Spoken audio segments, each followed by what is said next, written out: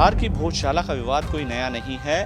इंदौर की हाईकोर्ट की खंडपीठ में अब इसका पटाक्षेप होने वाला है।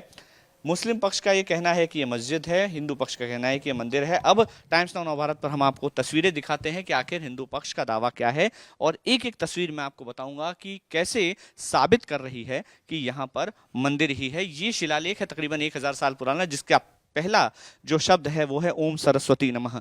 यहाँ पर एक दूसरा शिलालेख मैं आपको दिखाऊंगा, 1000 साल पुराने ये शिलालेख है जिनको बचा लिया गया मुगल कालीन, जब यहाँ पर आक्रमण हुआ उस समय इनको बचा लिया गया। पहला इसका अक्षर है ओम नमः शिवाय।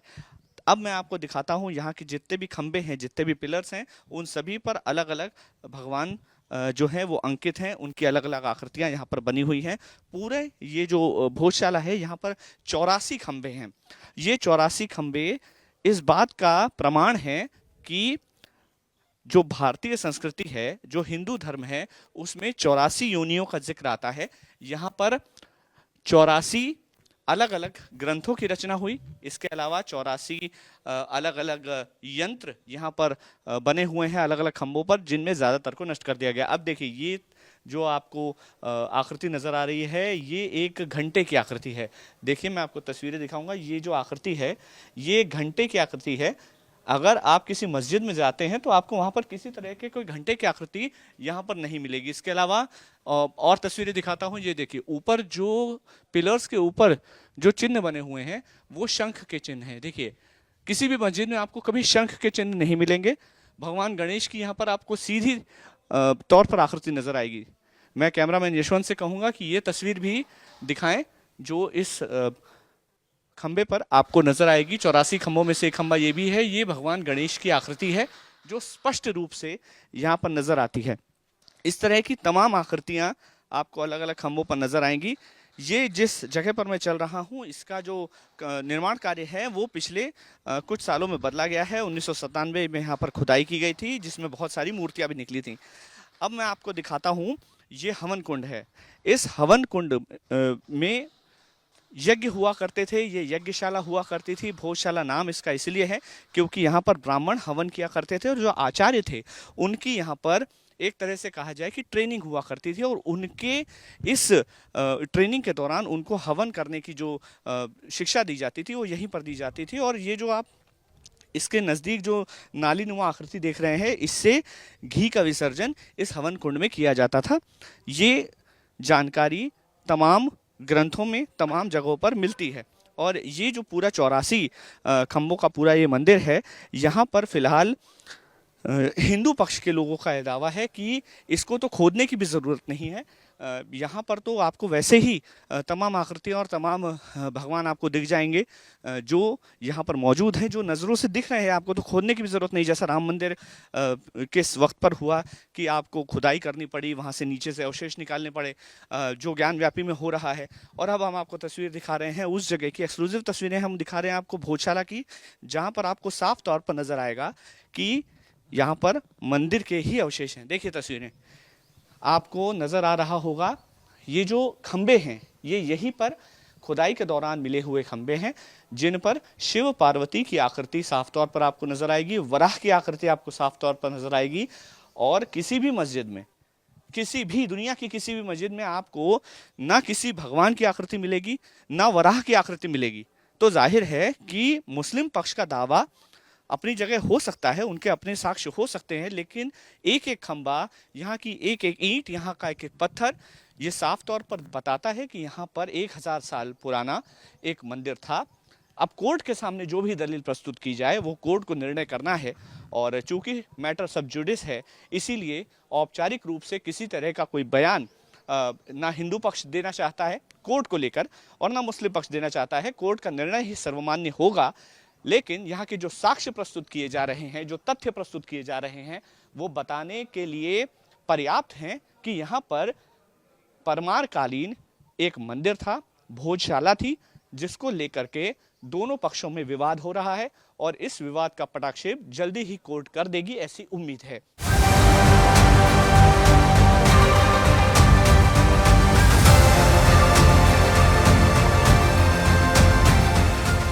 हम उम्मीद कर रहे हैं कि भोजशाला का ये विवाद जल्दी ही समाप्त हो। हिंदू पक्ष की ओर से लगातार कोर्ट में अलग अलग दलीलें प्रस्तुत की गई हैं इसे लेकर के, और वो साक्ष्य जो प्रस्तुत किए गए हैं, वो तथ्य जो प्रस्तुत किए जा रहे हैं, उसे लेकर टाइम्स नाउ नव भारत ग्राउंड जीरो पर पहुंचा है, भोजशाला में पहुंचा है, ये देखने के लिए कि वो तथ्य आखिर हैं क्या।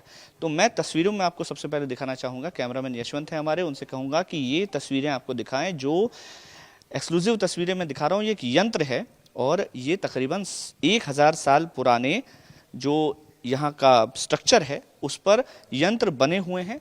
2 यंत्र हम देख चुके हैं, बाकी के यंत्र अस्पष्ट हैं और हटाने का प्रयास किया गया है। तो इन यंत्रों की क्या कहानी है उसको लेकर के चर्चा करते हैं। सर, क्या इन यंत्रों का महत्व है और ये कैसे स्थापित कर रहे हैं, स्टैब्लिश करते हैं कि यहाँ पर मंदिर था? राजा भोज ने जो धारा नगरी बसाई थी 84 चौराहों की थी। 84 खंभों पर ये भोजशाला टिकी है। 84 यंत्रों की यहाँ पर सिद्धि हुई है, 84 ग्रंथों की यहाँ पर रचना हुई है। उन 84 यंत्रों में से 2 यंत्र अभी भी हम देख सकते हैं, बाकी सब यहाँ पर मुगलों ने आकर नष्ट किए हुए। लेकिन ये जो लिखा हुआ है इन यंत्रों के ऊपर, ये मंत्र लिखे हुए हैं जो सिद्धि मंत्र, ये सिद्धि यंत्र कौन सी भाषा है? ये प्राकृत भाषा में लिखे गए हैं। ये देखिए नाग नागिन का जोड़ा बना हुआ है। वो जो हाँ, ये नागिन जोड़ा है। 1000 वर्ष के बाद जो मणि सिद्धि होती है, तो ये सिद्धि यंत्र है जो आज यहाँ शेष बचा हुआ जो हम देख सकते हैं। अच्छा, तो ये कब हुए, इनकी स्थापना कब हुई और क्या प्रमाण है इसके कि 1000 साल पुराना? हाँ, भोजशाला की जब स्थापना 1034 में राजा भोज ने की थी, तभी यंत्रों को सिद्ध करके यहाँ पे स्थापित किया था। अच्छा, यहाँ पर होता क्या था या किस लिए इस जगह की स्थापना की गई थी? यह गुरुकुल था। जो तक्षशिला, नालंदा, सांदीपनि आश्रम में विद्यार्थी अध्ययन करते थे। यहाँ पर पूरे आर्यावर्त के संस्कृत के आचार्य, कर्मकांडी ब्राह्मण, ये संस्कृत की पाठशाला थी। 5000 विद्यार्थियों का यह गुरु आवासीय विद्यालय था। प्रातः विद्यार्थी अपने अपने आचार्यों के साथ आते थे, माँ के गर्भगृह में माँ के दर्शन करते थे, यज्ञ कुंड में आहुति देते थे और फिर अपनी अपनी क्लास में चले जाते थे। अपना अध्ययन करने के पश्चात अपने अपने क्षेत्र में जाकर मठ मंदिरों का संचालन करना और हिंदू समाज का हिंदू नाते मार्गदर्शन करना, मतलब हिंदू धर्म के धर्म प्रचारक कह सकते हैं। अभी क्या मांग है आप लोगों की? अब क्या यहाँ पर क्योंकि दिखने में तो साफ तौर पर सभी जो अधिकारी हैं एएसआई के अधिकारी होंगे, कोर्ट ने कुछ अधिकारियों को भेजा होगा, हम भी यहाँ पर आए हैं तो साफ तौर पर दिख रहा है कि प्रमाण हैं। आप अभी क्या मांग कर रहे हैं? कोर्ट से आपने क्या डिमांड की?